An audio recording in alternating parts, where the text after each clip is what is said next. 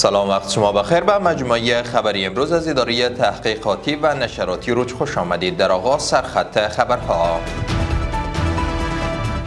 دیدار سفیر کبیر امارت اسلامی افغانستان در مسکو با تاجران افغان مقیم روسیه،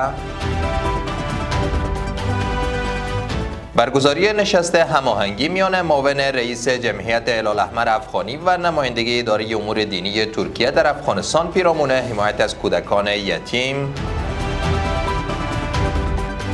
و ادامه وضعیت نامناسب بشری در فلسطین. امروز سه‌شنبه 21 ماه دلو سال 1404 خورشیدی در ادامه مشروع خبرها: مولوی گل حسن سفیر کبیر امارت اسلامی افغانستان در مسکو با تاجران افغان مقیم روسیه دیدار کرد.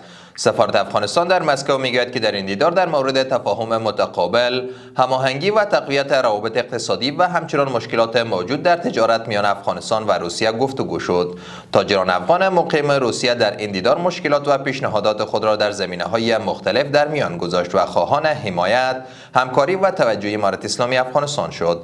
از سوی هم مولوی گل حسن تاجران افغان را به سرمایه‌گذاری در کشور تشویق کرده و از همکاری کامل در امور مربوط به تجارت دوجانبه اطمینان داد. نشست هماهنگی میان حافظ عزیزالرحمن معاون رئیس جمعیت هلال احمر افغانی و آمر آکان دیمر نماینده اداره امور دینی ترکیه در افغانستان پیرامون حمایت از کودکان یتیم و برگزاری برنامه‌های افطاری برای نیازمندان در کابل و شماری از ولایت‌های دیگر در ماه رمضان پیشرو برگزار شد. جمعیت هلال احمر افغانی میگوید که حافظ عزیزالرحمن در این نشست بر اهمیت همکاری همه سازمان‌های خیریه در حمایت از یتیمان در فصل سرد زمستان تاکید کرد. از سوی هم آمر آکان دیمر گفت که به مناسبت ماه رمضان در شماری از ولایت‌ها به کودکان یتیم لباس زمستانی اهدا و برنامه‌های افطاری برای نیازمندان ترتیب داده خواهد شد. آمریکا در بحبوحه تنش‌ها میان واشنگتن و تهران دستورالعمل‌های جدید را برای کشتی‌هایی که از تنگه هرمز عبور می‌کنند صادر کرده و از آنان خواسته که از آب‌های ایران دوری کند.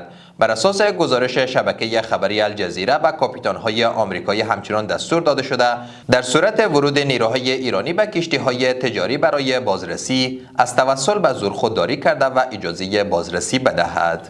و در اخیر آژانس کمک رسانی سازمان ملل برای آوارگان فلسطین میگوید که برای رسیدگی به بحران بشری در غزه و کرانه باختری به 1.26 میلیارد دلار کمک نیاز دارد.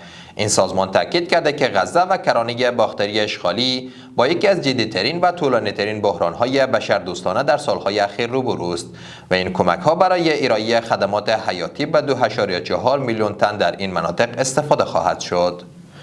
جهان سپاس از توجه و همراهیتان. برای تازه‌ترین های افغانستان، منطقه و جهان سری بزنید به صفحات اجتماعی ما در تلگرام، واتساپ و اکس.